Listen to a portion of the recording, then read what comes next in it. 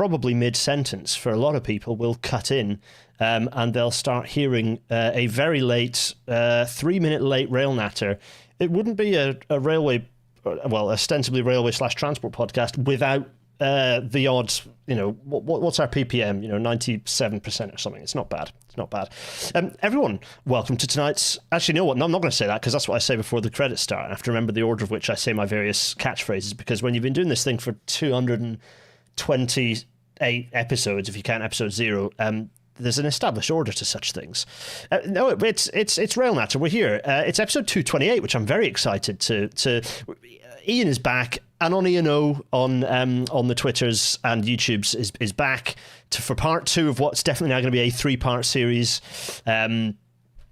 which is very exciting. There's all sorts of good things about this because it basically means that we can get straight stuck in. But it's worth just saying this is a follow-up to 2 weeks ago's episode, which was a Potted History. We did the Potted History. It was a really good episode. I enjoyed it very well. Ian is in the green room, very decidedly emerald green room at this point. But yeah, Ian, it was a good episode. Everyone enjoyed it. It was a very educational first episode. Well, we've got another one coming up, which I'm very excited to introduce momentarily. Without further ado, given I'm late, everyone, welcome to tonight's Rail Natter.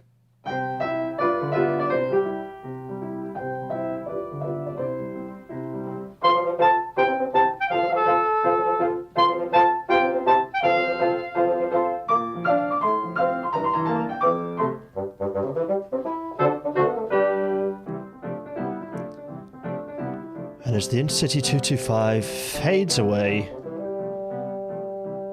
it's my delight to, basically to get us back into.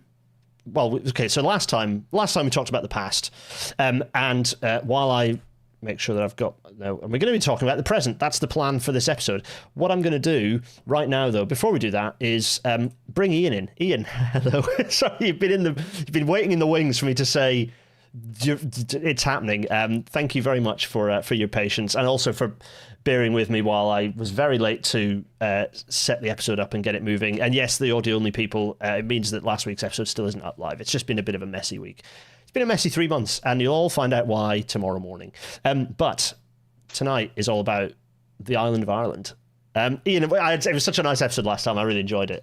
So I'm looking forward to us getting stuck in. Have you had any thoughts since the last episode? Anything that struck you of like, oh, I meant to say that and I didn't, or anything that you want to? Oh, I'll tell you what we should do. This episode, yes, we're referencing the previous episode, but Ian, very quickly, tell us, give us a quick introduction to yourself so that people know who they're hearing from, and then any thoughts from last time. Oh, right. Me. Within the bounds of what you're willing to announce to the people that they should know about you, of course.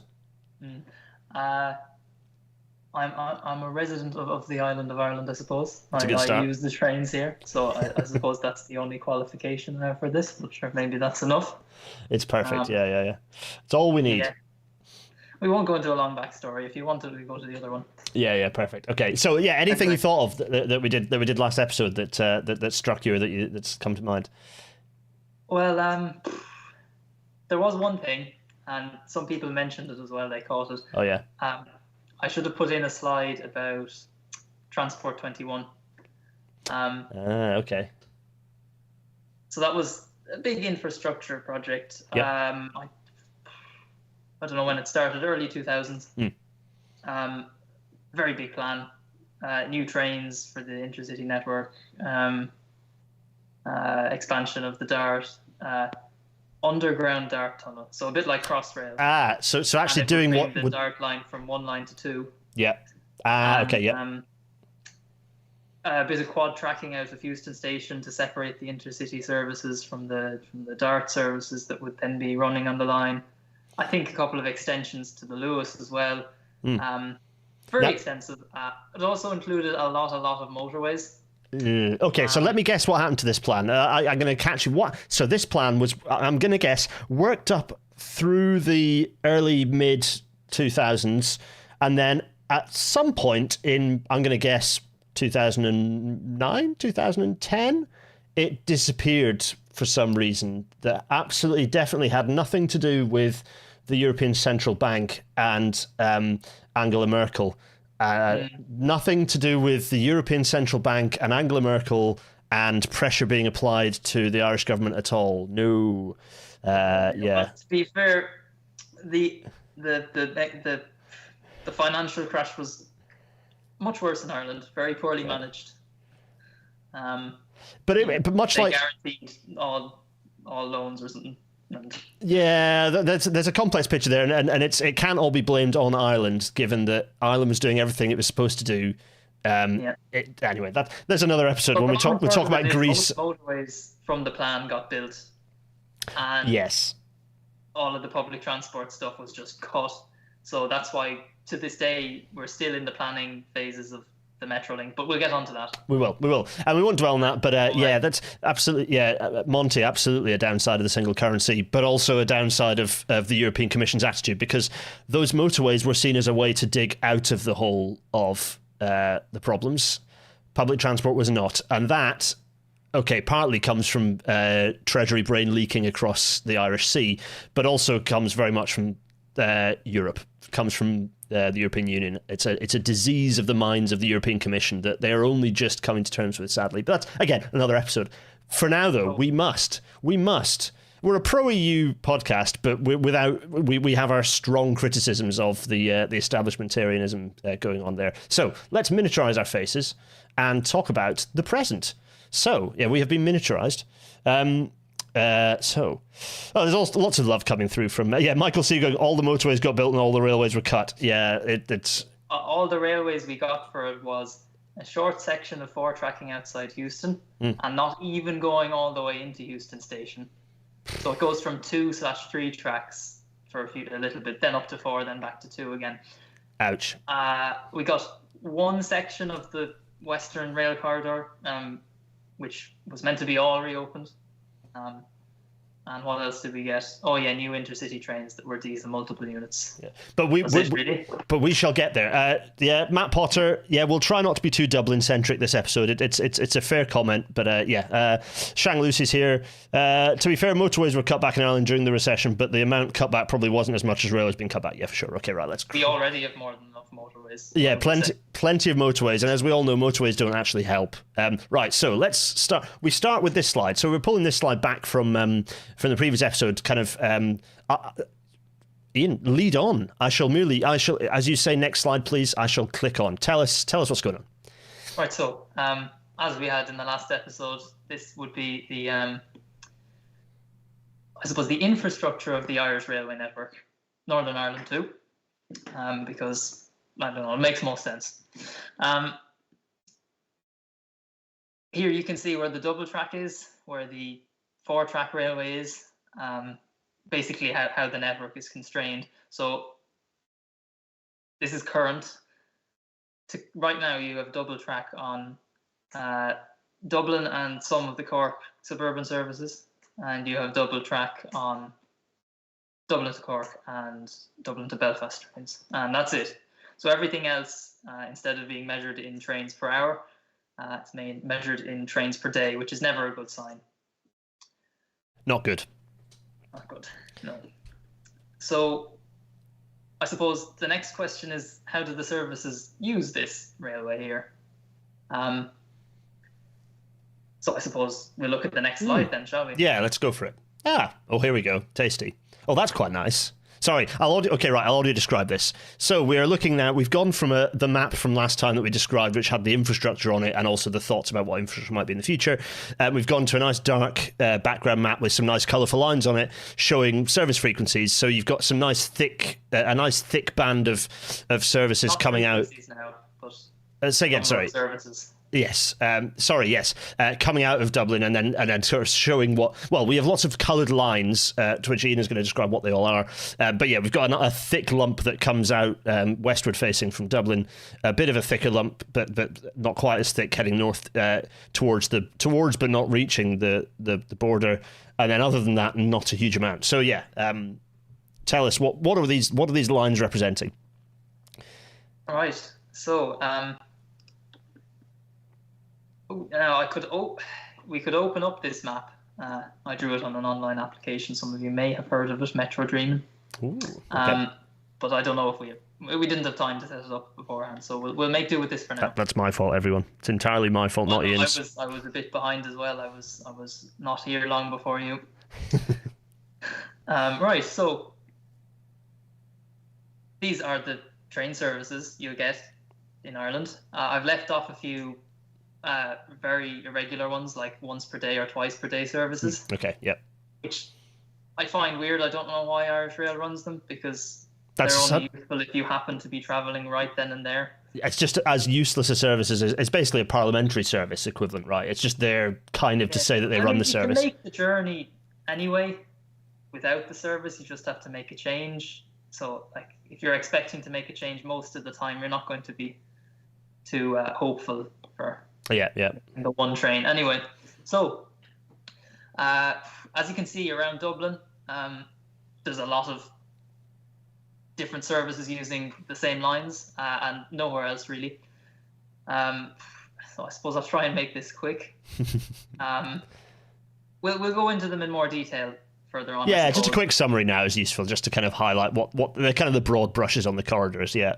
So what I've got here in green is intercity trains. Okay. Yeah. Branded as such, and in orange there are ones branded as commuter, and I've got them split into light orange and dark orange, because the commuter ones I have in light orange here are more like a bit like the Dart but just diesel. Yep. Whereas the longer ones are more like stopping services on main lines. Okay, yeah. You could almost say inner and outer suburban type patterns. Yeah. Then Northern Ireland doesn't have any distinction between different types of train services. It's just a train service, and I mean, if you look at the map TransLink put out, it looks like a metro system map or something of Belfast. Yeah. Anyway, so you've got what is it? Well, it's the Derry service, Belfast, I suppose, and then a short branch then. Yeah. Shuttle. Right. I suppose that's enough for now. I suppose people in the chat, I don't have it open unfortunately because I'll pick up. Lagging enough. Yeah. You can ask questions about any. Yeah, do ping. Remember to at me if you've got questions, folks, and I'll relay them. But okay, it is like. Yeah, we'll press on. So. Verse here or. Yeah. Yeah. Right. Government departments. So, on the left here we have An Rán Iompar, or the Department of Transport, from the Irish government. So they oversee transport, obviously. Now, no department for transport in Northern Ireland. It is the Department for Infrastructure, as you can see here, with this logo of, I believe, hexagons. I think I prefer the harp, personally. Yeah. They're generally the body in charge of transport in the two countries. So I suppose if we move on to the next slide, we'll see some of the complicated factors with on the Irish side here, Republic of Ireland. Obviously the Department of Transport is over everything. And then under that you have the National Transport Authority. And under that you roughly have Transport Infrastructure Ireland and Transport for Ireland. So already we've got loads of different bodies. They were all created at different times for different reasons. So we'll starting at the bottom right here, TII. They own transport infrastructure, which mostly amounts to motorways, the Dublin Port Tunnel, and the Luas, because the Luas is tendered to a private company to operate. So they own the infrastructure. Then TFI here, Transport for Ireland.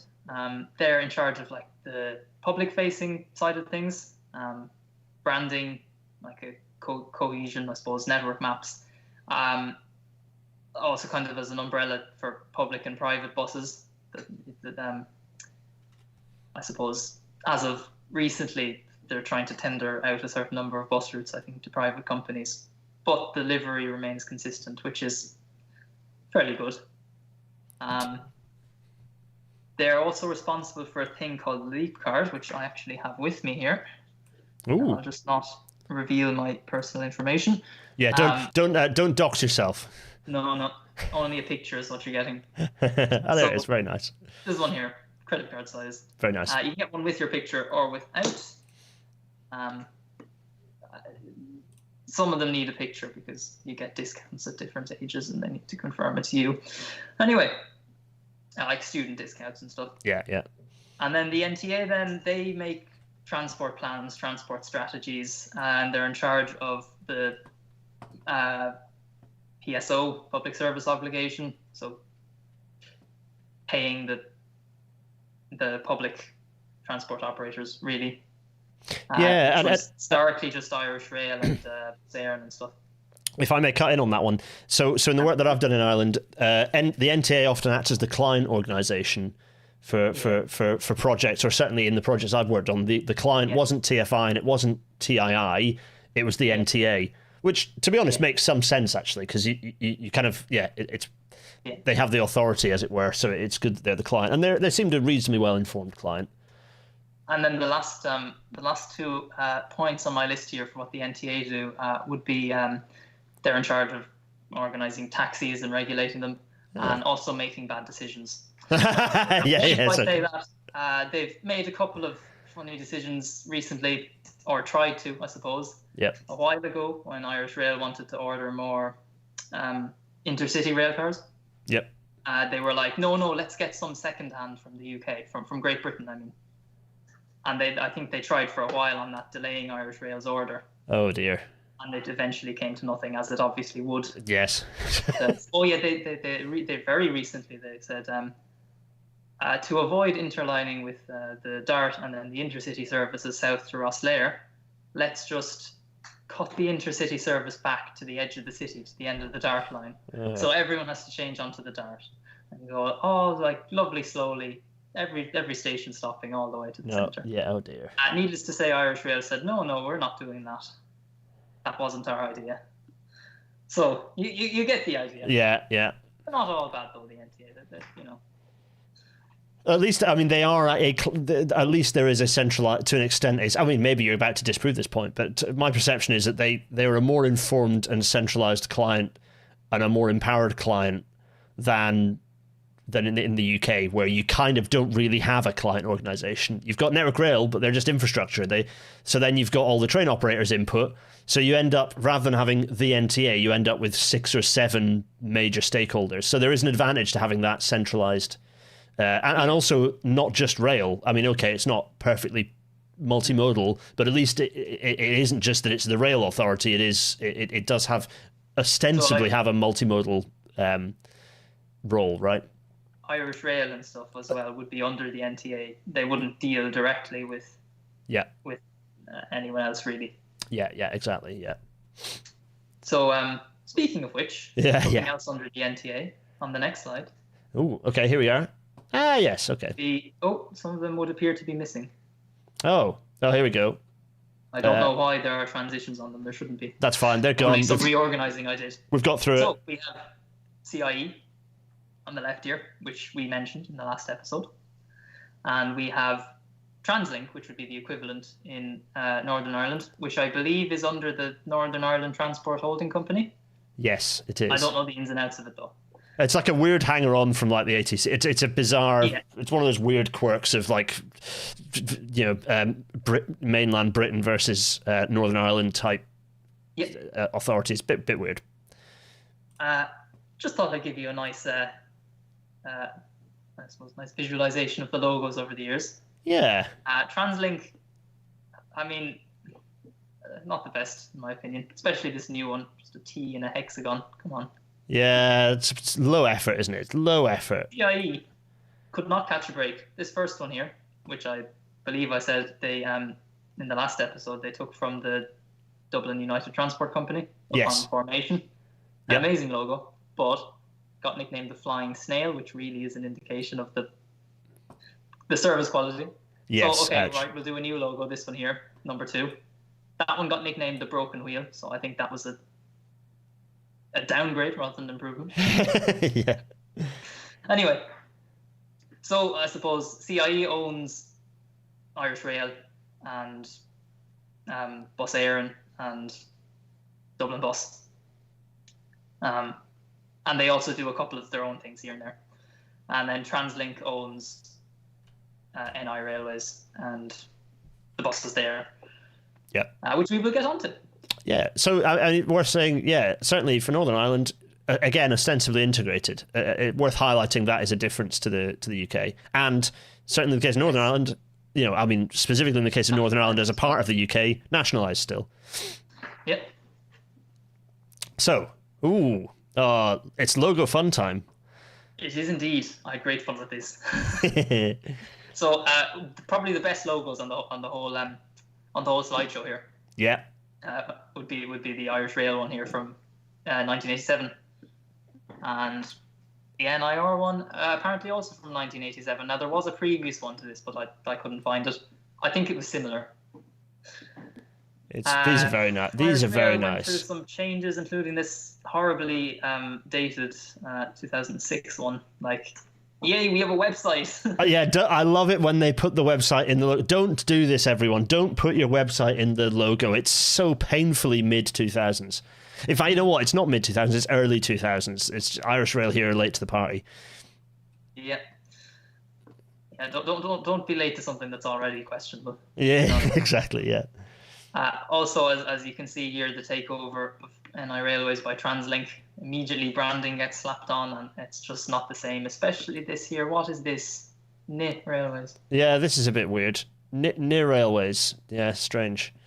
I suppose for anyone not watching the slideshow, they've put NI Railways all in lowercase. Hexagon and a T. This is weird. Time, though, instead of green. Very, very strange choices being made. This is the current one. This is the current one now, yeah, with the hexagon as of 2021. NI Railways are just bizarre. What is? Oh, dear me.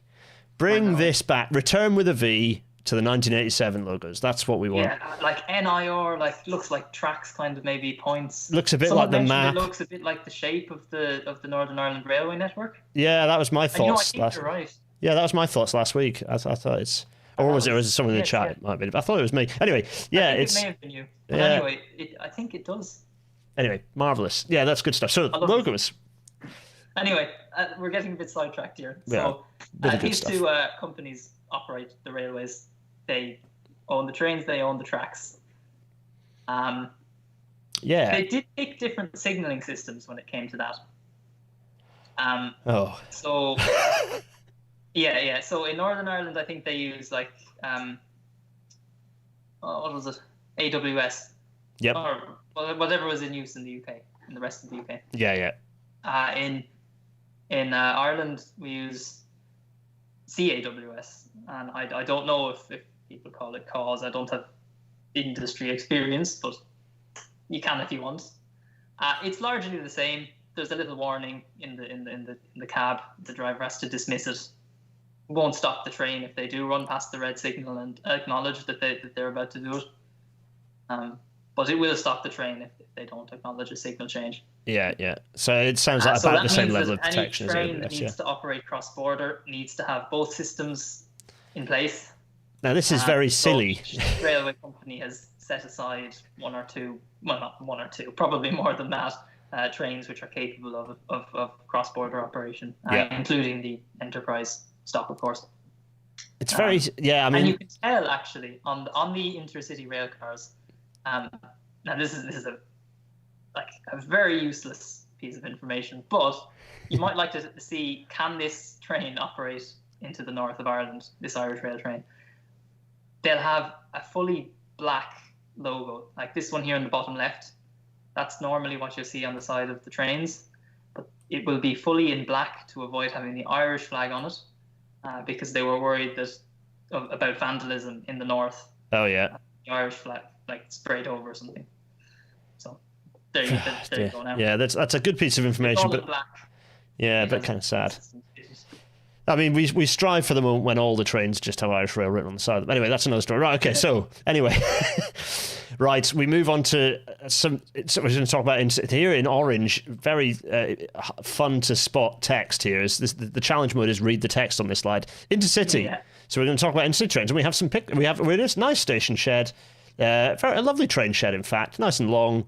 Not particularly high, but still looks nice. Yeah, it looks nice.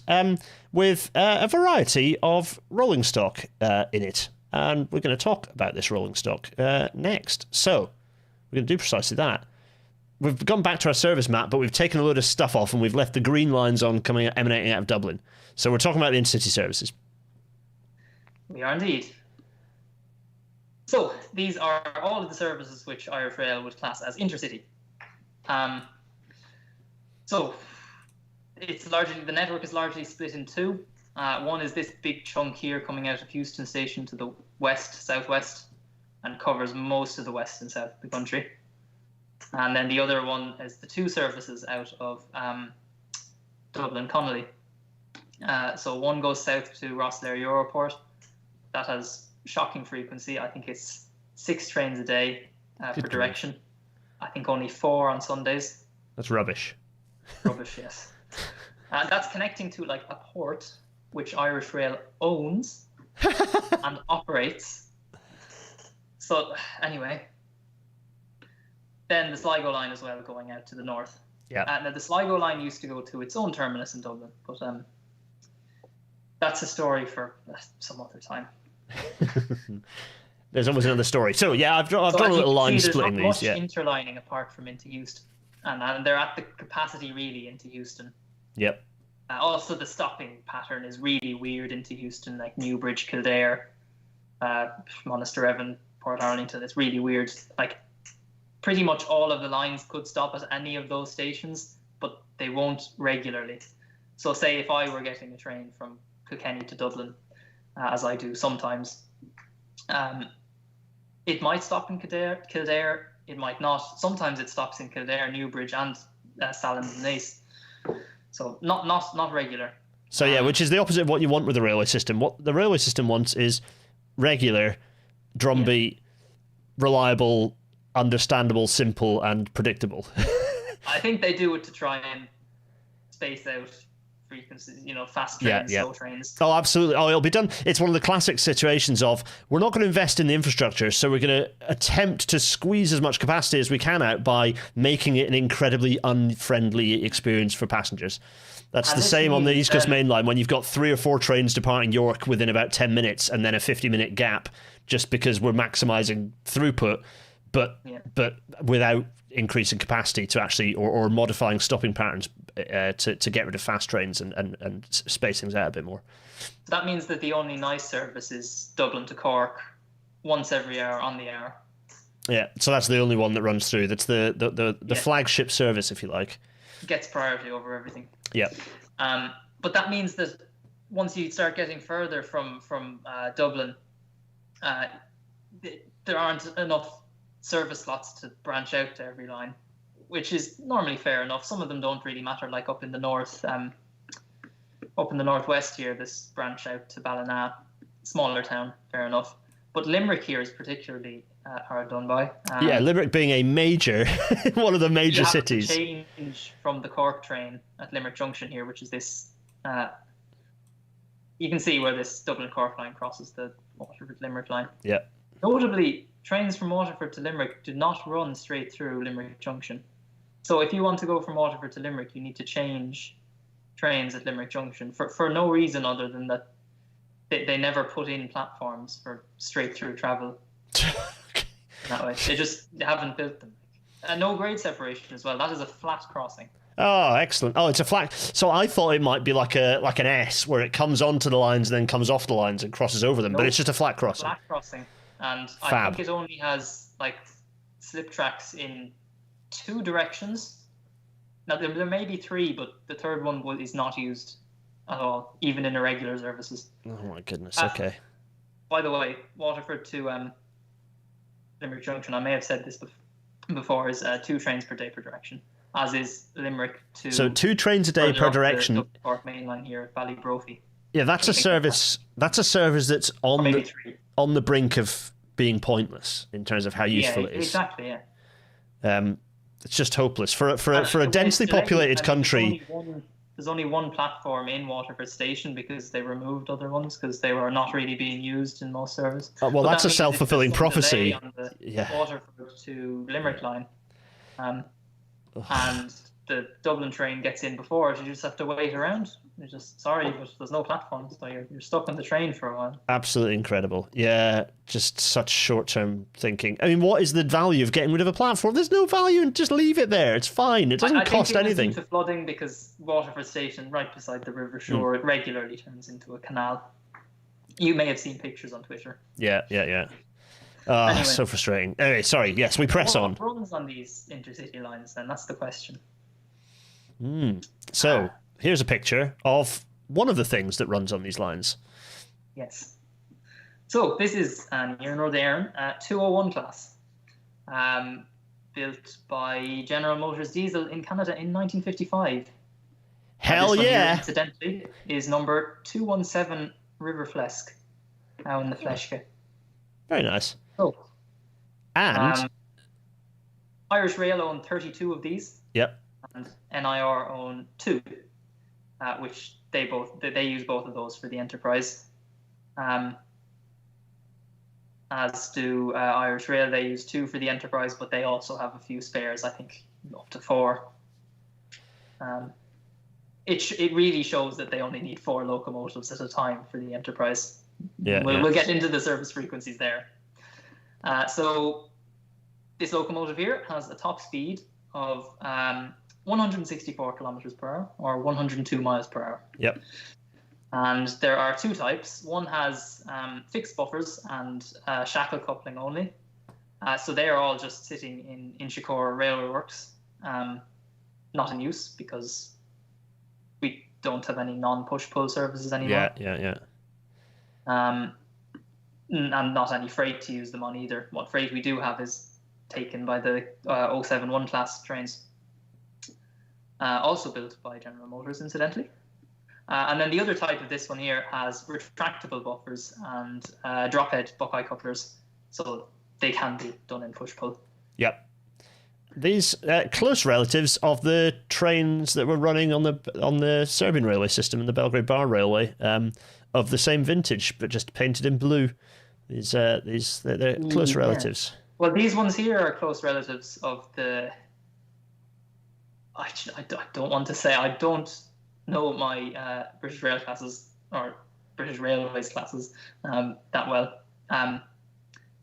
Garden sheds. Oh, the 66s.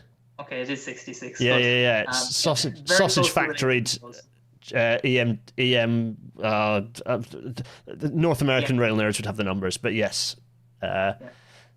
Which shows the fact that the 66s, whilst fairly new, are actually based on a pretty old layout of locomotive. Anyway, okay, so there we go. So that's the first of those, number 201 River Shannon, was delivered by plane to Dublin Airport, so they could test it out early. What? Yeah. That's bizarre. There's videos of it on YouTube. What? They sent it in a plane, so it would be there early, and they could test it out before the rest of them came. A locomotive weighs like... One of these things, I'm guessing, would weigh probably like 60 or 70 tons. That's just like the entire payload of a very large aircraft. It's totally unnecessary, but here we are. Good grief. A train, or a locomotive sitting in a plane at Dublin Airport. That's wowza. Okay, everyone. Right. Next. Oh, it's a funky looking thing. So this will be found on the other end of the Dublin to Cork train. It's the driving trailer. The only route that those, apart from the Enterprise, that those locomotives still run. They used to run all routes, but then we got a train, which we will see on the next slide. So this one here, the Dublin to Cork train has Mark IV carriages and a driving van trailer built by CAF in 2006. Let's see. No relation to any British Rail Mark IV. They were just named that because they came after the Mark III, which was in fact related to the British Rail Mark III. We use Mark II and Mark III coaches here. So they have Scharfenberg couplers between cars and the Buckeye couplers at the end to link to the locomotive. And then there's a shackle coupling on the front of the DVT. I'm being quite detailed here for anyone. I don't know, is anyone interested? Oh, people will be interested. People will be interested. Yeah, so it's worth saying that the Mark IV coaches and these have yaw damper problems. Yaw dampers deciding to break off and swing out and hit things. So it's the classic CAF can't build a yaw damper. is what we've learned, or they can't weld. I also want to point out, I feel that the yaw dampers look woefully small on Irish trains. Like, even compared to in Great Britain, but like compared to Switzerland or somewhere, it's just Yeah. It's quite a fetching, from a distance, quite a fetching IE building in the background here, like a control centre or possibly office in the background here. It's quite nice. Yeah, that's the National Signalling Centre. Oh, yeah, it's like the Railway Operating Centre equivalent. Background in the right. Yeah, that's quite fetching. Also, yes, there are people noticing we've had several buffers appear in episode. This is a set of sliding buffers. I would give these, in terms of rate my buffer, I'd probably give these, I can't see behind to see what you'd hit if you wallop them, but I'm going to give them a 2, because there's You'd no... slide along a bit, and then you'd hit concrete wall and passenger circulation space. And that's basically any buffer in Ireland. They're all this type. I'm pretty sure I haven't seen any others. These, I mean, it is a sliding buffer which gives it more than 0, but it doesn't have a dummy coupler, so it's losing points on that front. And as you say, it's difficult for me to. I watched your buffers episode, and I kind of thought, oh well, that's slightly concerning. yeah, that's it. Oh, that was the last live episode. Oh, I've just noticed a bin with the old logo on it as well here, which is quite good. The like arrow one, like not the oldest logo, but the one after the good logo. The IE hidden in it. Yes, that's it. Interesting. They've put the logo in the bin, which is interesting. Anyway, right. So, recognize these things. Okay, so tell us about the next image. So, the last image was a terminal platform. Now we're looking at Transport 21. Oh, yeah. Got these lovely things. Hey. Which are multiple units, and a bit more reliable, I suppose, than the previous rolling stock on many of the intercity lines, and I mean, they made it seem much more modern to passengers. Yeah.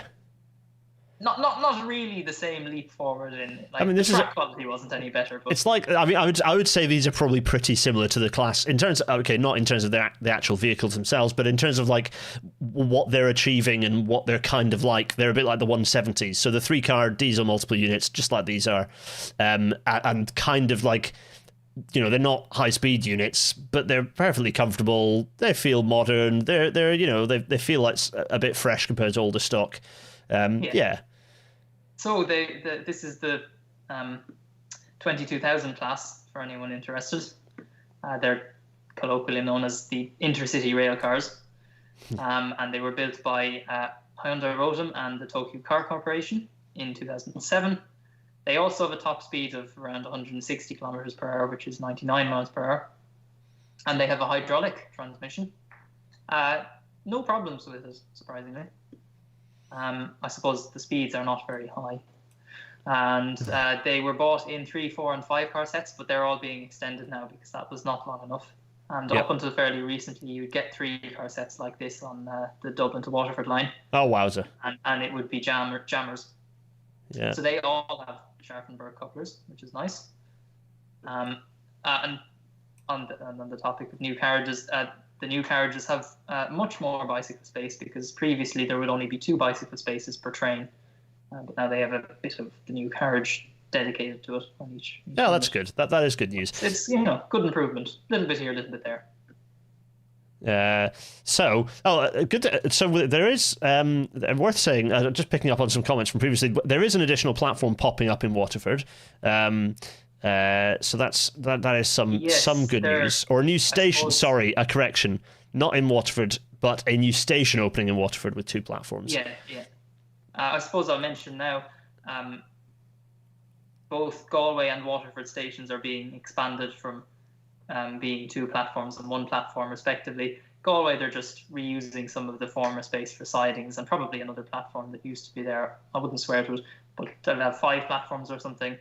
And then Waterford, there'll be a new station slightly to the east of the last one, with a new footbridge over the river to get into the city centre. Oh, that is good. Well, this is good things. I mean, we might touch on it later, I suppose. There's some good things happening. Yeah. Shan or Shan, is it your with the correct me if I'm mispronouncing your name. It might be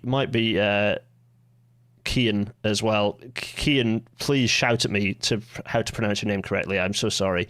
Like your car. Help, but I'm afraid I don't. No, that's all right. Don't worry. Like your car, your Irish rail train should ideally be from Japan or Korea. Yeah, agreed. Right, so let's press on. Unless it's from Germany, but we'll get to that. Oh, we'll get to that. Right, so talking of which, because again, we do have some more. Anyway, some more trains to talk about. These are commuter trains. Again, some buffers.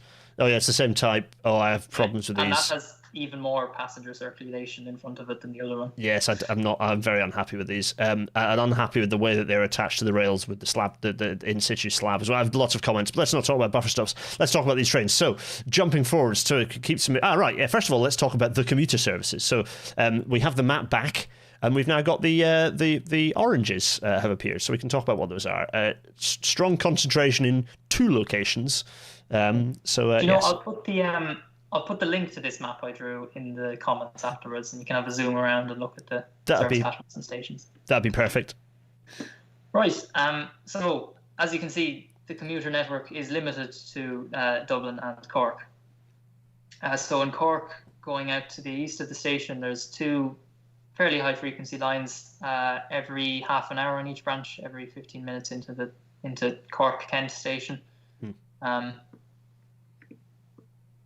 out to the west, there's a much lower frequency route which just runs from Cork to Mallow, which is a bit funny because that's already served by intercity trains both to Tralee and to Dublin. But I suppose it boosts the frequency, so I won't complain. Yeah. Then in Dublin, much more complicated. So there's the inner suburban, I suppose we'll call it for now, out to Maynooth and to M3 Parkway, which is part of the old line to Navan, for anyone who's interested. Then out the main line from Houston, there's some as well. Out to most of them go to Hazel Hatch and Selbridge. That's one station, by the way. All stations on that line have at least 2 places in the name. Okay. It's because it's not very close to any major settlements. Then out to the north, there's quite a good service which parallels the Dart and the Enterprise. Loads of delays on that line. Ouch. Runs fast, parallel to the Dart, and then out to Drogheda. And then, as I said, the darker lines are more like longer distance stopping services. So there's one out we'll call it the Houston line, Cork main line, out to Portlaoise. There is one up to Mullingar and Longford on the Sligo line, but again, I think that's once a day, and you can make the same trip anyway on an intercity train. I don't know why they keep it around. Yeah. Then there's the occasional service which runs through Dublin, a bit like the Dart from Bray to Drogheda and Dundalk, and once a day to Newry. Again, very strange. And I think once a day as well, all the way south to Gorey and the Rosslare line to kind of boost the frequency a bit. So you have commuter services going. Yeah. Even out to Rosslare Europort as well. Very strange service pattern. Strange name as well. It's not just about commuting. Yeah. And there'll be something happening to some of those in Dublin, which we will get onto later, I suppose. Ooh. And I'll not delay you much further. Yes, so those services are run by the following trains. Yep. So, I suppose the Dublin network is run mostly by these trains here. So they are the 29,000 class, again built by CAF. I believe these had yaw damper problems, but I may be just thinking of the Cork trains. So they were 29 4-car units. Oh yeah, built in 2003. And where there are gaps, the intercity rail cars are used on some routes, which is not ideal. You get intercity rail cars operating commuter services on the Houston line because it's just nearer their depots, and then you get the commuter rail cars operating intercity services on the Rosslare line. So it's a bit unfair, but they do it because they like to through run right here at the through platforms at Connolly Station. So that's what this one has done. I'd say that could have come from Rosslare there. Okay, yep. So I've already... Well, sure, the lines they operate on. Drogheda to Connolly or Pearse stations in Dublin. Maynooth or M3 Parkway in the west. Oh, sorry. Drogheda to Connolly or Pierce is called the Northern Commuter Line by Irish Rail. Then Maynooth or M3 Parkway is the Western Line, and that goes to Pierce Station or Docklands. It's only the M3 Parkway ones that goes to Docklands. Don't have enough space in Connolly, basically. Then Hazelhatch and Selbridge, and Newbridge sometimes to Houston and Grand Canal Dock. Houston is not really in the centre, so they run through the Phoenix Park Tunnel, loop around the city, into the Docklands, which is, I think, Google's located there, European headquarters, I think. Plenty of business. Yeah. And it combines with the Dart over the Loop Line Bridge, which we saw in the last episode, the bridge over the Liffey, to create about 20 trains per hour service. So that's not too bad there, really. So but, it does branch out quite severely. Yeah, so that was those neat little units. Now some other units that, again, so these ones look sort of strangely like British DMUs, but very much not built by the same people. I think we had this when they showed up in the Arrow services from the last episode. So they were repurposed for the Cork network. So that's what we see here. This is Cork Kent Station. So this is the 2600 class, built by the Tokyo Car Corporation in 1994, and they are 8 two-car sets. And then there's also the 2800 class, which is pretty much similar. They're mostly used for some of the intercity services based around Limerick, because they're based in a depot there, but you'll sometimes see them in Cork. This is much worse than Dublin, and you get a max of 4 trains per hour. Apparently, they sometimes go up to 6. Sometimes. Sometimes, yeah. Again, thanks to the chat. Thanks to the chat to keeping us right as well. Okay, yeah. So, and then the last bit we talk about is going to be Dart. Dublin Area Rapid Transit. Let's have a look. That's a very fetching picture of an older unit. I quite like that, but more on that in a minute. So here's Dart. Here's a map of the route. Yeah. So original route was Bray, second station from the south, to Howth. That's all double track, and then they extended it south to Greystones, single track on that section, and north to Malahide, which parallels the Enterprise and the commuter trains. That branch shouldn't exist, in my opinion, unless it's electrified all the way to Drogheda, to avoid mixing service frequencies. But that could all be avoided anyway with some of the suggestions in the rail review. Yes, absolutely. So only electrified railway in the country still, yeah, since it was opened in 1984. But look, we're getting there. We are getting there. So let's talk about trains. We have two trains here. So overall, there's broadly 2 classes. There's the ones which were introduced with the opening of the line, 2-car units, built in 1984 by Linke Hoffmann Busch of Germany, swallowed up by Alstom, I think, since. And I think they've been refurbished by Siemens, I suppose. Yep. And I'm going to guess that's these ones that I've just drawn an arrow to. Yeah. Yep. So that's the 8100 class. Yes. Powered cars get 8100. Trader cars get 8300. You won't find them running in 2-car units anymore. At least 6 on every train. Oh, really? Then the other class is the 8500 class, with the 8510, 8520 variants, which were smaller batches delivered later to supplement service. The latter of which has air conditioning, the only Dart trains to have air conditioning. Because you can see they're more modern. Well, I suppose you can't see the doors of the old train here, but they're more modern. Doors are better. Their terminology, they're sliding doors, which means they're more reliable generally. Yeah, these ones. Yeah, the other ones do slide too, but they're outside the body. Interesting. Okay, yeah. So sorry, the newer ones were built by the Tokyo Car Corporation again. Oh yeah, nice. Yeah, that's it. Thanks, Japan. Yep. So they're smart looking trains. There was also a class, the 8200 class, which we don't speak about.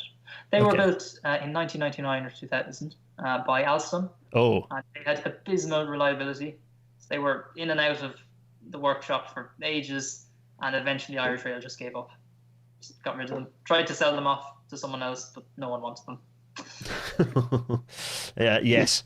R.I.P. Yep. So we pop into another nice picture inside a station. Tell us about what's going on in this picture. We've got what I find strange, by the way, is that all the signage is the kind of the blue and white, and it looks a little bit like the Network Rail owned stations on in Britain, with this kind of the white text on blue.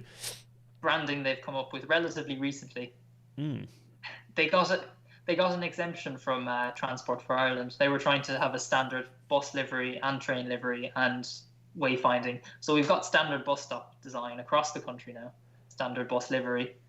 We'll get to the bus livery. Yes. Irish Rail kind of managed to weasel out of it. Like, no, we need our own brand identity. I don't like that. Now, I actually don't like that. I think that bus and train should be integrated. It's not the best. I don't know. I feel like I didn't really trust Transport for Ireland to come up with like better liveries and style. So like the Irish Rail ones, I think look better, but they're not cohesive. That's the problem. Yeah. But overall, there's a lot of integration. You'll see TFI on the Irish Rail trains. Yes. Okay, but the point of this picture here is it's between the terminating platforms and the through platforms at Connolly Station. And if you look at the departure boards here, the frequency is not too bad, really. This is off peak, I'd say. Yeah, not bad at all. Yeah, okay. 1441, 1439, 1445. That's some trains all reasonably close to each other. Yep. Most frequent in the country. And here are said through platforms then, the next slide, with an intercity. Oh, yeah, here we go. Nice through platforms with, it's all looking very fetching. Some fair play, nicely maintained track as well. Looking in good condition. Nice fresh ballast. And you don't want breakdowns on this track. And you'll be losing multiple services. Yes, yeah, absolutely. Yeah. Frequency is freedom, and frequency means make your track good. To bring us from this station in particular, actually, from Ireland to Northern Ireland, we have next slide. Oh, here we go. Yeah, okay. So we have to ask the question. Yeah, we have to ask the question, which is the better enterprise? Yeah. Well, we have two pictures here for anyone listening in. On the left, we have the Enterprise from Star Trek, and on the right, we have this little drawing here of a 201 class with the Enterprise livery on. So, on the Star Trek side, we have not a train, cannot bring you between Dublin and Belfast in 2 hours. Oh, wait. Wait a minute. I have a thing for this. Let me. I'm going to just make our faces large because I can bring better technology to this. Let me arm myself here. So, let's go. Let's make our faces small again. So, Enterprise is not. It's not a train. Yes, Enterprise Star Trek is not a train. Yeah, not a train. Cannot bring you between Dublin and Belfast in 2 hours. Correct. So that's also a buzz. Okay. However, it does have a top speed of 1,728 times the speed of light. Very good. It is winning there. Yeah, nice. However, it is confined to space. It will also not exist until the mid-22nd century. Which is a problem. Yeah, can't use it now. However, Enterprise Irish Railways Edition, literally a train. Yep. Brings you from Dublin to Belfast in 2 hours. Very good. Roundabouts. However, it does only have a top speed of 164 kilometres per hour. That's a problem. But it can operate in Ireland. That's good. And finally, it exists. That's also good. So I think we have a clear winner here. Yeah, we do. The Enterprise service is sorry, all of the crew of the NCC 1701. You're off the case. The Enterprise train wins. It's true. Marvelous. That is the better Enterprise. So, the Enterprise as a train service was introduced by the Great Northern Railway Ireland in 1947 to try and to have an express non-stop service between Dublin and Belfast to avoid border problems created by the partition of the island. It's no longer non-stop, which is arguably better because you get more people travelling. Absolutely, yeah. So- So right, okay, let's jump forward. So here is this is firstly a very nice picture. I'm enjoying this. Thank you, Mercury Meerkat. A picture of a very high up bridge, and a rather fetching train making its way across. Well, tell us what's going on. So this is the Boyne Viaduct in Drogheda on the Dublin-Belfast main line. Notably, the central 3 spans, I'd say, are only single track. Rubbish. So it's a bit of a bottleneck, but I think there's many other bottlenecks we need to solve first before it actually becomes an issue. Yeah. You can flight. I was going to say you can probably flight trains through there without too much pain. It's a short enough stretch. Yeah, right beside Drogheda Station as well, which is just to the. Oh, I'd say it's just to the right of the picture. I just realised I do not know what way we're facing here. So trains will be going slower speeds anyway. Have more. They could wait at the station, So and crossing it is an enterprise with a 201 class locomotive pulling it. Lovely. So there are 4 intermediate stops on the Enterprise: Drogheda, Dundalk, Newry, and Portadown. It uses, as I said, the 201 class locomotives. And then the coaching stock was built by De Dietrich, or I actually don't know how to say that. And it also has a DVT. Yep. And there's a maximum of 4 sets basically. So you know what? Something interesting happened with the locomotives. Sorry, let me just gather my thoughts here. 201 class locomotives were built to have head end power, so they would not only pull the train, but would also power all of the electronics on the train, including a buffet car in this case.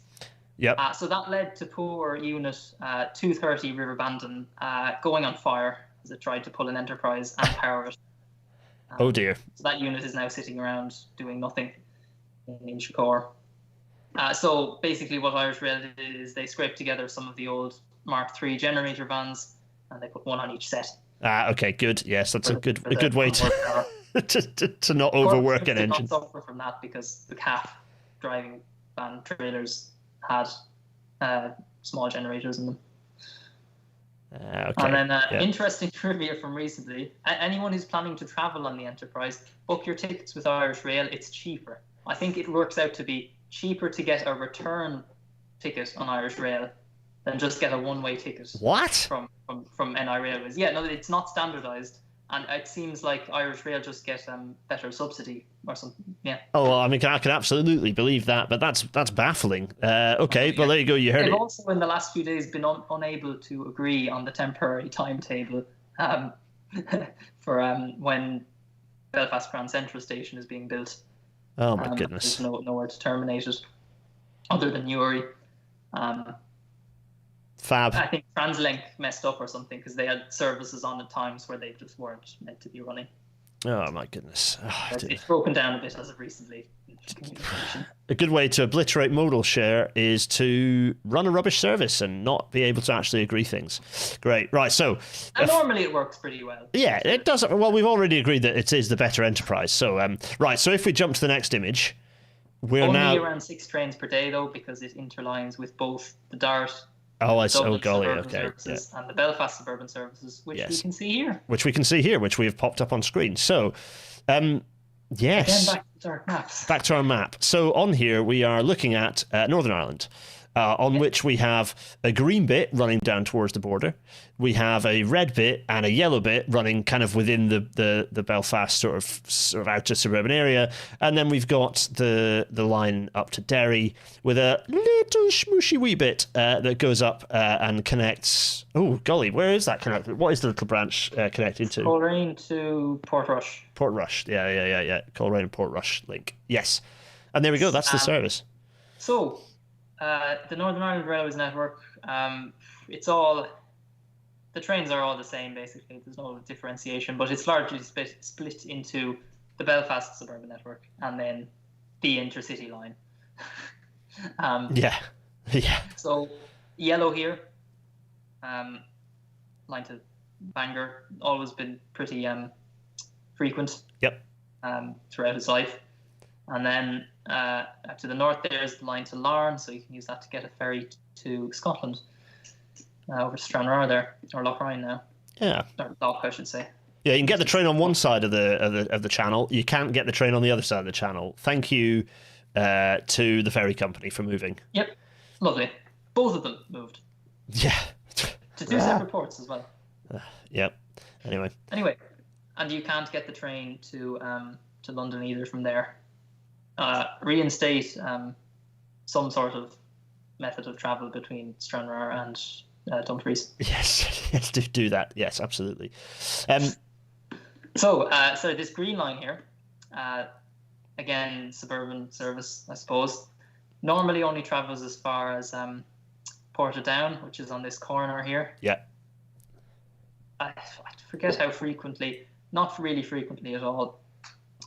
It heads further south to Newry and stops at Scarva and Points Pass, which barely get any services. It's effectively a parliamentary train just to keep the stations open. Yeah. I don't know if they have any obligation to keep them open or if it's particularly hard to close them, but just to say they're open, I suppose, they get the service. And then there's the service over to Derry, which is the light blue here. As we saw in the last episode, nearly got axed. It did. It's only on single track, which is a bit disappointing, really. And then this short little stubby branch, which operates as a shuttle from Coleraine to get you out to Portrush and various touristy things there. Yeah, it's Ina pointing out the home of the Portrush theme park, whose name has been forgotten. But yes, things to be done there. Okay, so that's the map of services. Maybe I don't know if I'm.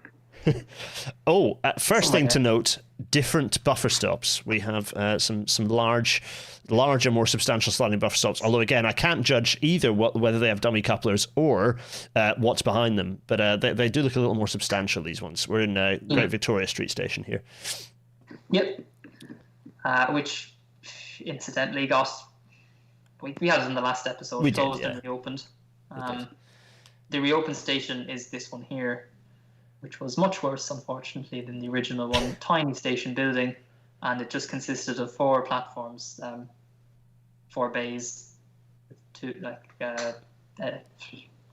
2 platform faces per section, I suppose. So, two trains. 2 trains. Right under a road bridge as well. So on the I can't really see on my image, but I believe it's on the right. We have the class 3000. Yes, we do. Yep, that's here. 2005, which was replacing some very old class 80 DMUs when no trains had been bought since 1985, apart from the stuff for the Enterprise. So it was really a whole load of different DMUs and stuff. Really old, poor condition. Yeah. So they decided to spruce things up a bit in 2005. And then they needed more trains again in 2011 to replace the last of the old ones. So that was where this other train came in, class 4000, again built by CAF. There were some other offers for the intercity rail cars from Hyundai Rotem, but they wanted 2/3 doors, 1/3, 2/3. They didn't want them at the end. Yep. Because these trains operate both the long distance services to Derry and then the Belfast commuter ones. Do everything at once. So I think, and they look ostensibly, they look like very similar trains, to be honest. They fairly similar looking vehicles. Quite nice to ride on, but I do miss the plentiful tables. Oh yeah, I was going to say yeah. So Detour off of the YouTubes did indeed mention that the table availability in the Irish multiple units, the newer multiple units, was pretty good. But it's worth saying, and certainly better than Britain. Brian Thompson is saying travelled these lines, the Northern Irish lines, last summer. Very impressed with the standard of stations and the fact that buses seem to connect using the old goods yards as bus stations. Thanks, Brian. Yeah, okay, some positive words. I generally find the bus connectivity to be quite good in Northern Ireland. I think they make buses wait sometimes on late trains, which kind of benefits and drawbacks. Ah. They do not make them wait in Ireland. Sometimes the bus will leave before the train arrives. Oh, that isn't so good. They should be integrated. Master Trams also pointing out a possibly misremembered fact of that the Belfast Derry line is the busiest single track line in the world. That's an interesting thing to think about. Could well be. They run a few services. Some only go as far as Coleraine. Some like that. Yeah. I'd be interested. There are some very high density single track lines around the world, and I'd be interested. There must be some in India that have higher frequencies by or higher usage by merit of the fact they have 20 coaches. Traveling on traveled on one or two, and it seemed to be remarkably frequent. I was like, how do they all fit? Is what I was thinking. Yes. People asking what buffers, what rating these buffers have. Maybe one above the previous. So the previous ones I would give 2. Maybe these get 3. But it's hard to tell without seeing what's behind them. Anyway, we must press on. Conscious of time, we must crack on. So they're fetching, and reasonably comfortable trains. Diesels, of course, which is to be honest, for the network in Northern Ireland, it's such a small network and densely operated. It would make much more sense to electrify it. Like every line can and should be electrified. It doesn't make any sense that they aren't. So we have to talk about buses. So Bus Éireann here was the nationalised Irish bus operator. There is. Broadly, no change in the logo. That dog is an icon. It's an iconic dog. The dog, they've picked a different frame of the dog, of a jogging doggy here for the 2007 logo. They've decided, you know what? Its legs are getting opened and it's going to hop. It's going to look like it's jumping over Éireann there rather than sort of being squished between bus and Éireann. You know what? I'd say possibly actually more successful, but yeah, the doggy's still there. We're very pleased that the doggy's still. My favourite font, though, would indeed be the first one. The first one it's a very fetching serif, kind of block serif, kind of along the lines of Calvert as a font, if anyone's familiar with that. It's very nice. Yeah. It is actually. And then that's owned by CIE, and then owned by TransLink is Ulster Bus, which is... These two operators are both for the regional and long-distance buses, as well as the city buses in any city that is not Dublin or Belfast. Yeah. If we talk about Dublin centricity and Belfast centricity, then that evidenced by the fact that there are not suburbanised bus, municipalised or suburbanised bus networks in Limerick or Cork, as two examples, and Derry, absolutely. So a bit odd that isn't the case. To be honest, doesn't make any sense. Hopefully Bus Connect will fix that. Yes. I'm getting ahead of myself. So, although maybe I'm not, because here is a picture of a double-decker bus with TFI on the side of it, and I'm going to read this bit of text here, and then you can... I'm not going to put on one of various Irish accents that I have in the bag, because rightly everyone would pillory me. But I will just say that, quoting our orange box here, legislation requires that the National Transport Authority shall, for the purposes of promoting public transport, design, develop and secure the implementation of a single brand to be used by all public transport operators providing services in accordance with the Public Transport Services contract with the authority. So... I just read that out. Tell me what the implications of that statement are, and what its wider ramifications are. So that means that every bus operator, the nationalised ones, Bus Éireann and Dublin Bus, have to have this livery on their buses, and any private operator running a route outlined by TFI tendered, I'd say. So any bus that has any sort of national backing or funding, well, maybe not any sort, will have that livery. So you'll still get private bus companies doing different ones, but that's very good for cohesion. And you may notice all public transport operators ended up not including Irish Rail. Yes. And I could tolerate that if some efforts were made to triangulate a little bit between the two. It's a shame that they're not fully integrated, but okay, yeah. Anyway, so yes, just say that there's people saying there are suburbanised bus services in Cork. They just run under the Bus Éireann banner. Okay. Yeah, I think they're not meant to be doing that. They're kind of holding on a bit longer than they should be. I think they're meant to be changed too. Okay, right, interesting. That's good to know. And there's lots of chat about. You still get the old dogs. Dublin bus too in the old colours. Oh, really? Interesting. Okay. They're not quite done yet. Marvelous. Yeah. So good stuff. Okay. So now more buses. Tell us about these buses. What are we looking at? A little bit of a ramshackle collection of buses that I'm looking at here, and everything's gone yellow. This is because this. I don't know, can you call it a logo, but it's used as a logo. Buscolle.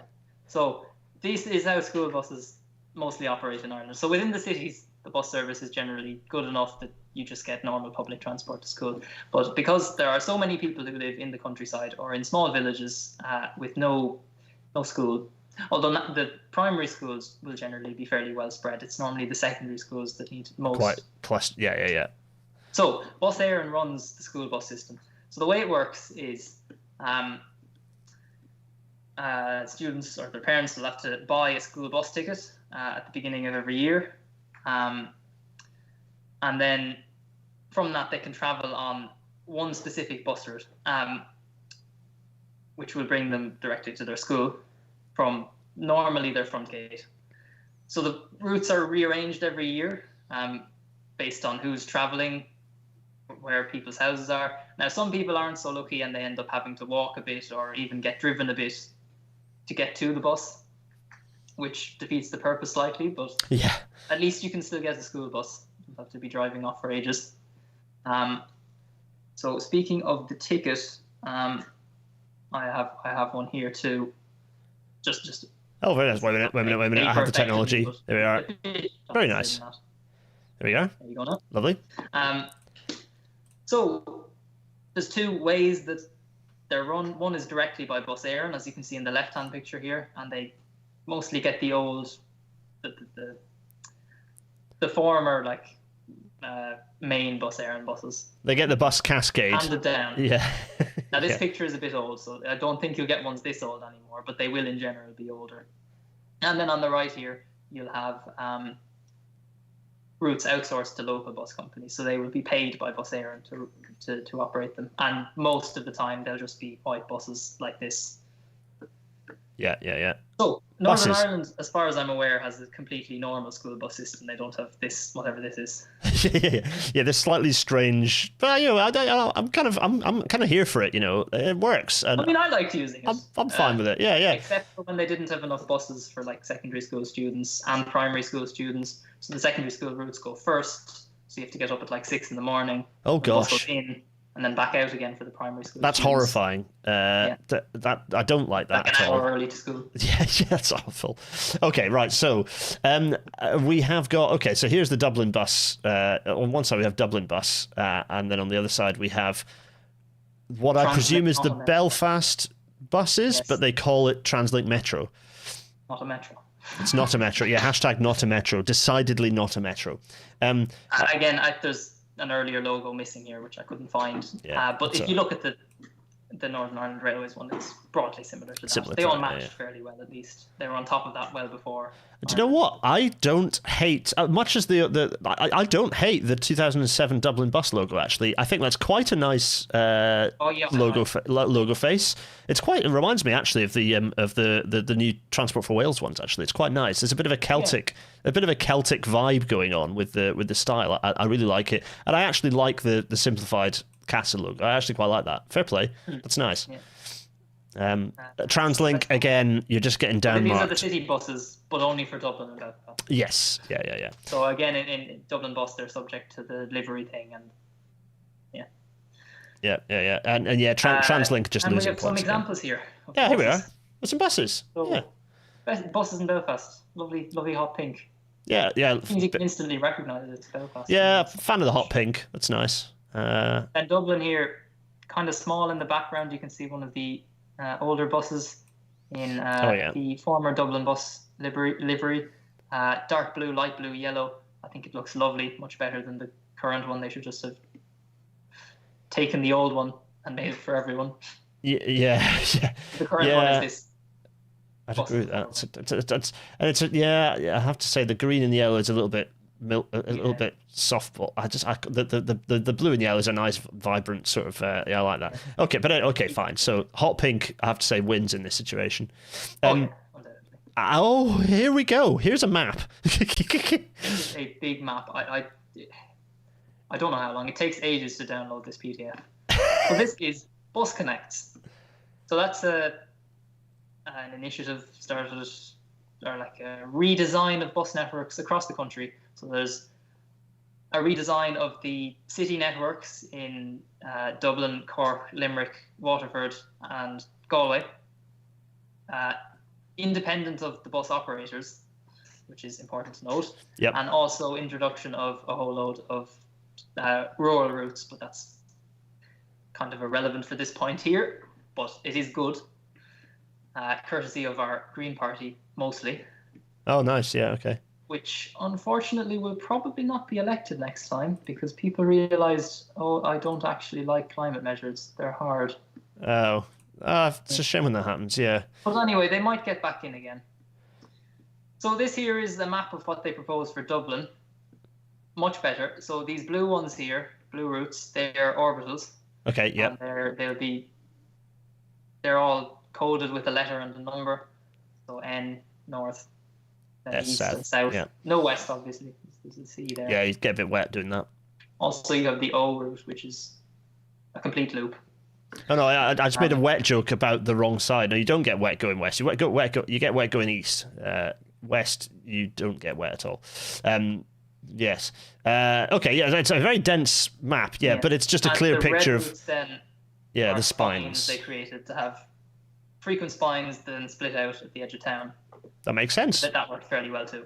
It looks like quite a clean logic. If you could put my Transport Fever 2 hat on, it's a nice, clean-looking. And it did away with the bus numbers, which originated way back when there were trams. Oh, really? Okay. They're finally gone, and it finally makes sense. You have the letters like A spine, B spine. So that's being rolled out at the moment. Same good. For other cities, although they're a bit further behind. So that is happening. Oh, that's good. It's good that that's happening. Yeah, and integrated with the rest of the system as well. That is good to know. So, Luas. Let's talk about Luas. So, as we all know by now, Luas means speed. Whee. What speed? Tram speed. Fast? Yeah. Not very fast. So this is Dundrum here, former railway alignment, but not this bridge. The viaduct, I think, was removed at some stage for a massive crossroads. Rubbish. But they have put this. It does mean that there is this nice fetching cable stayed thing, which is very nice. The William Dargan Bridge. Yeah. He was a prominent railway engineer. Ah, that's good to know. So Dundrum station, it was a station, stop itself is just to our right here, and it's actually quite handy. You can walk beside the Luas tracks over this bridge, so you can leave the station on the opposite side of the big crossroads, and you don't have to deal with pedestrians. Deal with getting run over. Yeah, that's good. Yeah. Nice. Good design. The bus peeking in here on the left. And of the two, and we have two lines. Two lines. Yeah. So as I said, they were extended later on. They were not connected to begin with, but we have red line. We have the red line and the green line. Green line is one line, uses all railway alignments both north and south of the centre. Related to the former station I was telling you about earlier. Yes. It splits in the middle to go one way, to go north on O'Connell Street and south on Marlborough Street. So it can do a loop, because obviously there's much more traffic from the south on such a long, effectively rail alignment. So they don't all run to the north.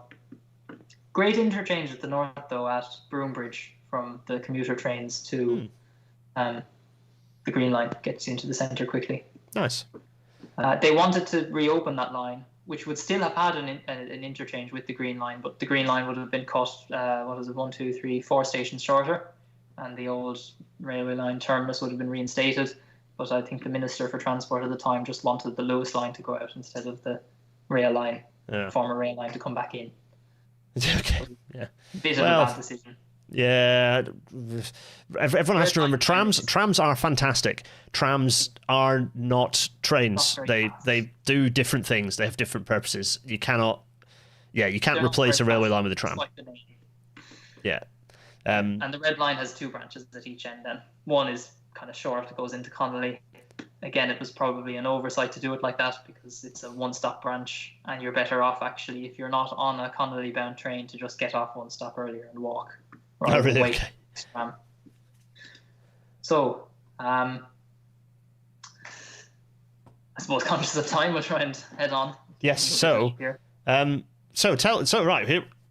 I have no idea how many more slides we have left. By the way, Yeah, I think. Well, we're nearly to the end of present, so we'll probably leave the future. For we'll absolutely be leaving future for the next time. Yes. But tell us. So there's a very fetching picture of the trams with a dart going over the top. That was pure luck. I thought I was out getting footage specifically of darts. And, that's nice. It's a fetching picture. There's a dart coming. Let's go to this is the Loop Line Bridge. Yeah. And there just happened to be a Luas showing up in time. So the reason I put this photo here is we're talking about the city networks, rapid transit, I suppose. So first we have Dublin on the next slide.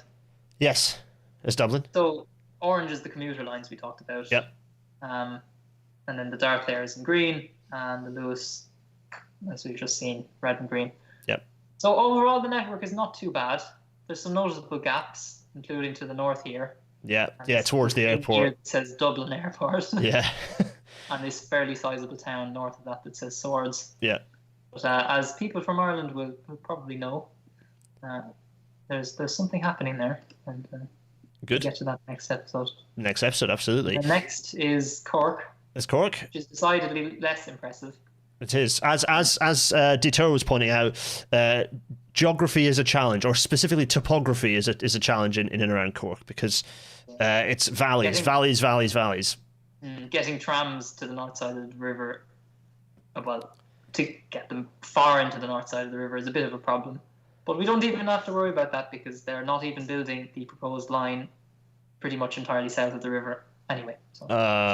More on that next episode.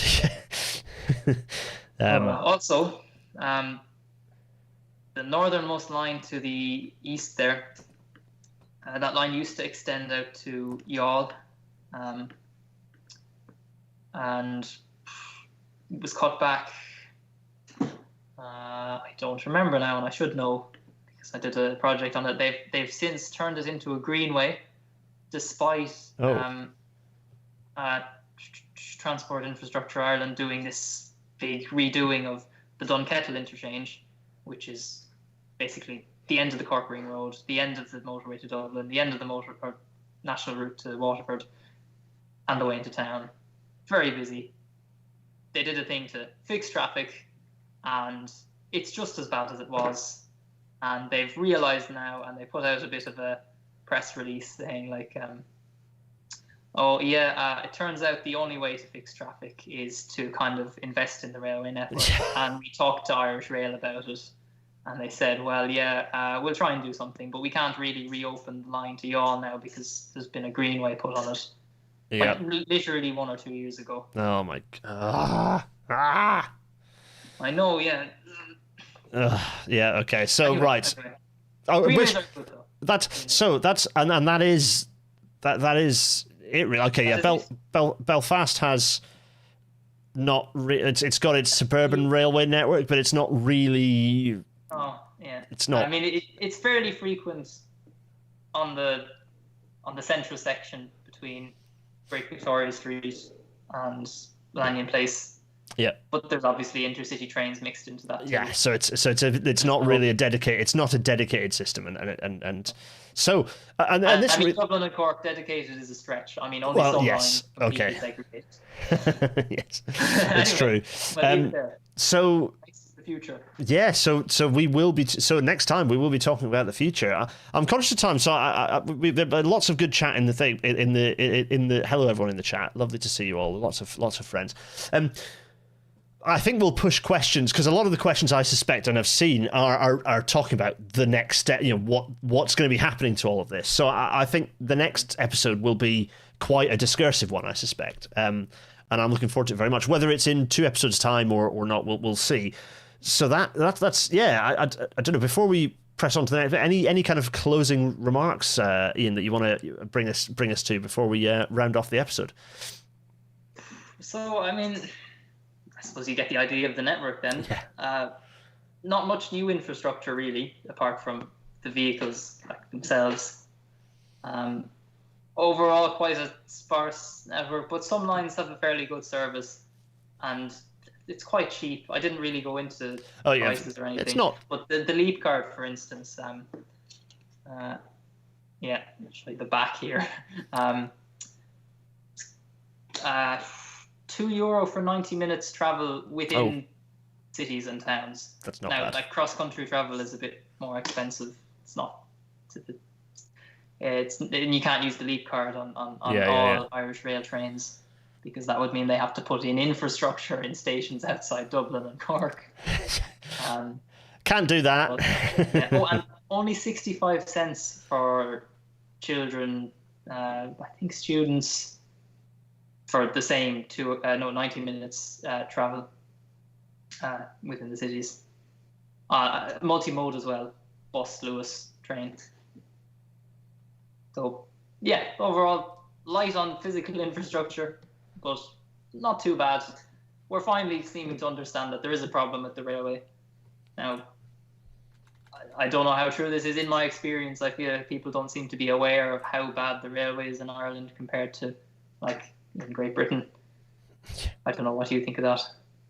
There's I suppose there's less public-facing problems. There's less public-facing problems, but I think I suspect that the challenges are a lot similar in microcosm, in that you have a massively historic lack of investment. So you have decades of backlog of things that need to be done, not just expansion. We had a budget surplus of billions, and the politicians couldn't decide what to do with it. Still can't, I'd say. Yeah. But it's capacity, which would fix all the problems and some. Like capacity is a challenge, but demand. The thing is, there is desperate demand. There is clearly an enormous demand for these for more rail, and it's just politicians across both in Ireland and in Britain refuse to tap into that demand because it's uncomfortable, because they have to spend some money, and it involves doing a thing. And I would say that the Irish economy is a very different economy to the British economy, to the UK economy.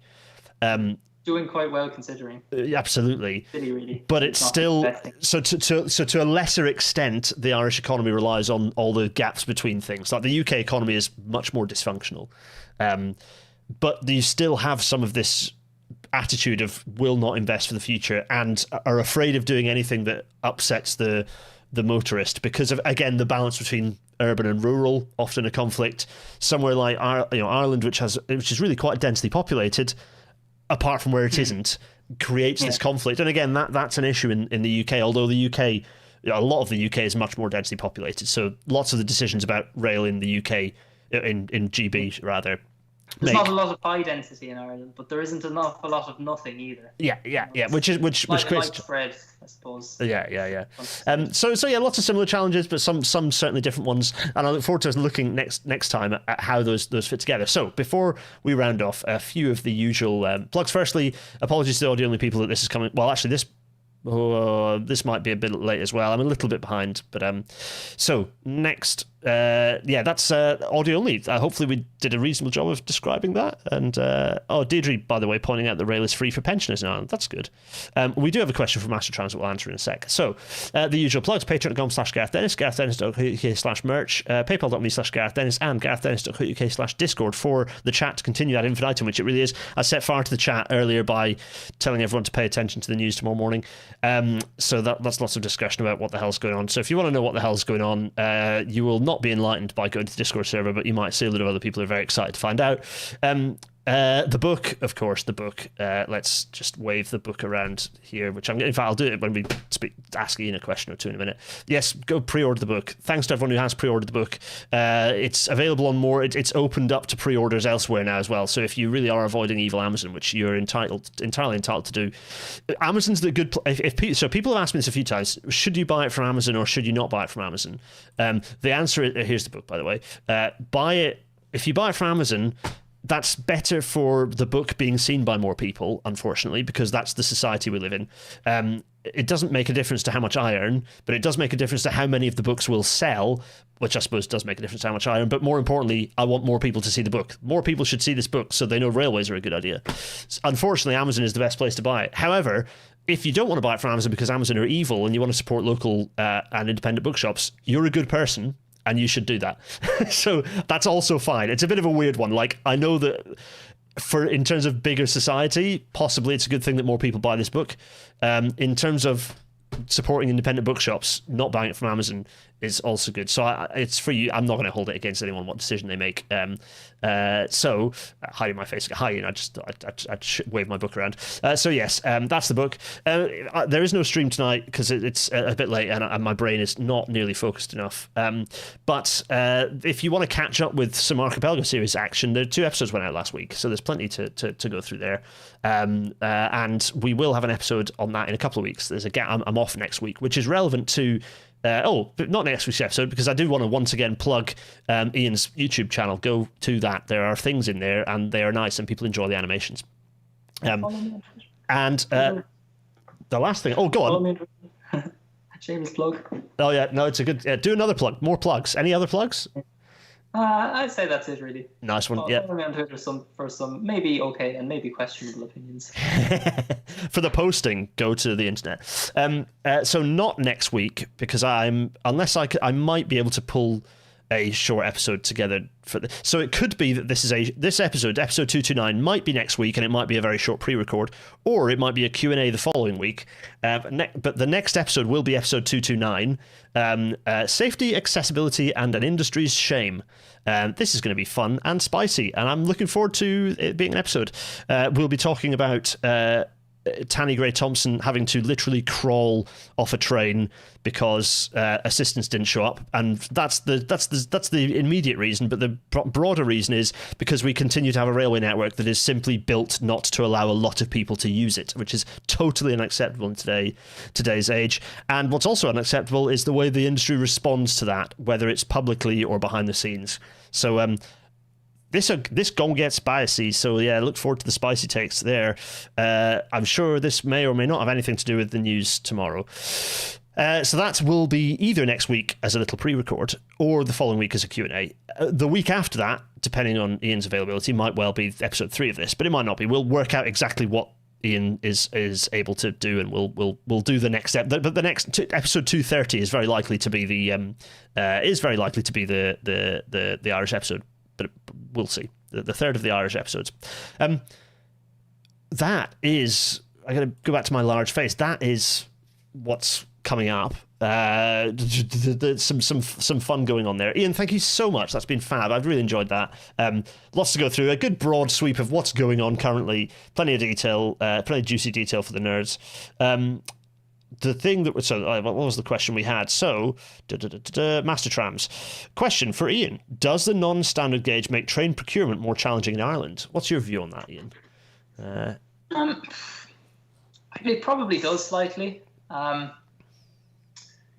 mean, it's not too bad. You'll always have some different characteristics in your train, I suppose. I think it's like loading gauge too, but it does make it a bit harder. I would say it's my to send them to, like, they're being built in Poland at the moment, the new dark trains, which we'll get to next time. Oh yeah. But obviously they can't be directly sent. There's some water in the way. No fixed connection, but they can't be sent by rail. Even some of the way they have to go on road and because of the gauge issue. Absolutely, yeah. So I think they might be actually getting the bogies put on in Ireland. So I was going to say that's often a way that gets done is they get trolley bogeyed or they have temporary bogies put on to be transferred. It's the difficult thing for Ireland is the combination of non-standard loading gauge, so a loading gauge that can't accommodate the standard European shape of train, combined with the track gauge. It's not, if it was one or the other. Well, Britain has the loading gauge issue, but standard gauge track. If Ireland had like Irish gauge, but it had a more kind of broader, larger loading gauge, quite similar in gauge, then it would be much easier because different gauge bogies is actually quite straightforward. Like, you know, Iberian gauge, and we see, you know, in other gauges we see that being quite common. But the combination of the two, I would say, would be is the challenge. But given the orders are quite small anyway, yeah, not that frequent. So, you know, certain manufacturers can cater to that sort of thing. I'm surprised Stadler haven't tried to get involved in the Irish market. Yeah. That's the thing that surprises me. I suspect because they price themselves out by building higher quality trains than CAF does. But anyway, noticeably a lot of CAF recently. Yeah, so not great. Anyway, right. Ian, thank you so much. We'll see you next.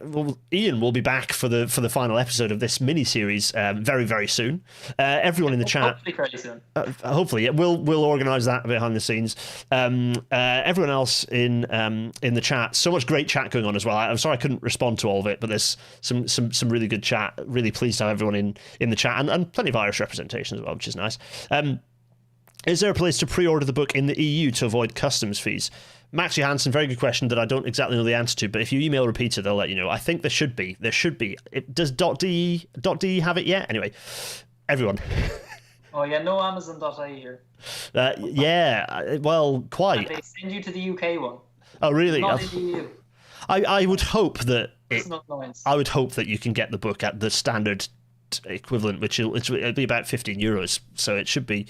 Anyway, I'm going to wave the book around, and I'm going to, in fact, wave with the book while I say see everyone tomorrow morning. Yeah, everyone, take good care of yourselves. Cheerio. Bye.